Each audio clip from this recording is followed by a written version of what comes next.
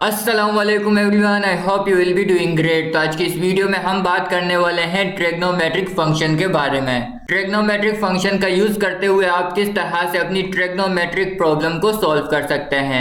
जैसा कि आप यहाँ पे देख सकते हैं, हमारे पास एक चार्ट है जिसमें हमारे पास कुछ ट्रिग्नोमेट्रिक फंक्शंस हैं। तो इसे आप किस तरह से सॉल्व कर सकते हो पाइथन में। तो इस टॉपिक को स्टार्ट करने से पहले अगर आपने हमारे चैनल AK डीप नॉलेज को सब्सक्राइब नहीं किया तो सब्सक्राइब कर दें।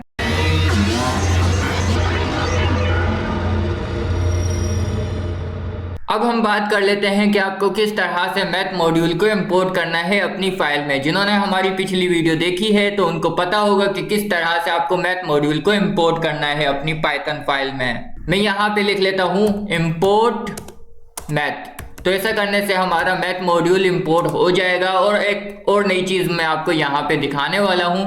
मैं मैथ की जगह में एलियस यूज़ करने वाला हूँ। अब बात कर लेते हैं एलियस क्या होता है।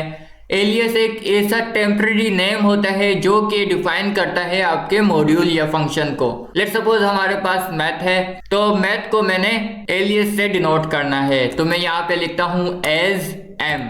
अब मैं जब भी मैथ की जगह एम लिखूंगा तो इसका मतलब यही होगा कि मैंने मैथ मॉड्यूल को कॉल किया है।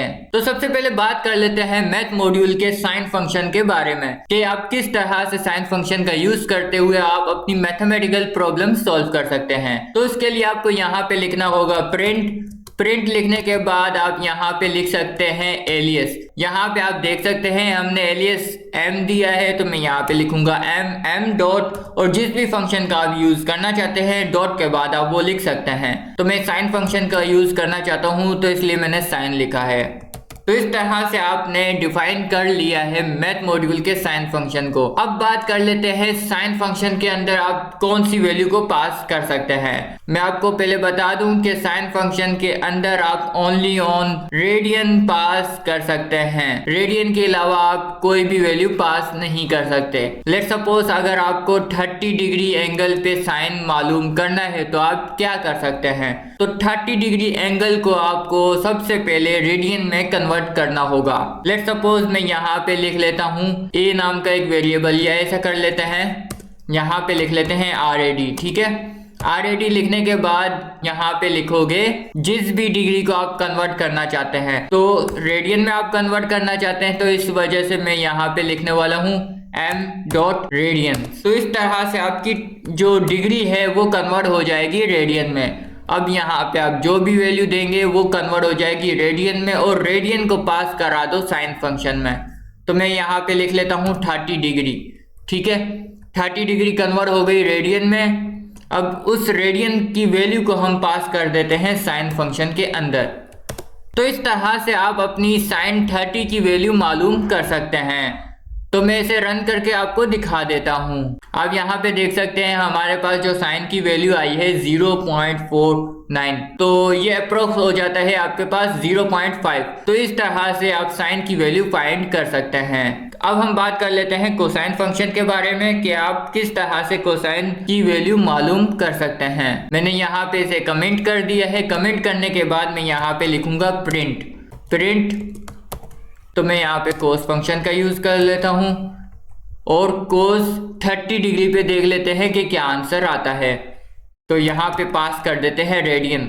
मैं आपको फिर से बता दूं कि आप जब भी कोसाइन साइन टेंजेंट फंक्शन का यूज करेंगे तो उस फंक्शन के अंदर आपको लाजमी है कि रेडियन की वैल्यू पास करनी है। अगर आप ऐसा नहीं करते तो वो आपको वैल्यू गलत दे सकता है। तो मैंने यहाँ पे रेडियन की वैल्यू पास कर दी है 30 डिग्री पे। अब देखते हैं कि क्या आंसर आता है। आप यहाँ पे देख सकते हैं हमारे पास जो आंसर आ रहा है 0.86।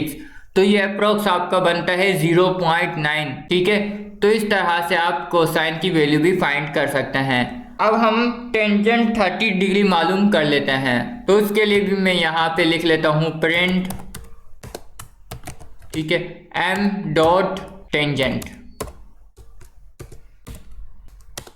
और यहाँ पे आपको 30 डिग्री मालूम करनी है। तो 30 डिग्री को मालूम करने के लिए सबसे पहले आपको 30 डिग्री को कन्वर्ट करना होगा रेडियन में, जैसा कि मैंने यहाँ पे किया है m डॉट रेडियंस। और रेडियन के अंदर आपने 30 डिग्री को पास किया है।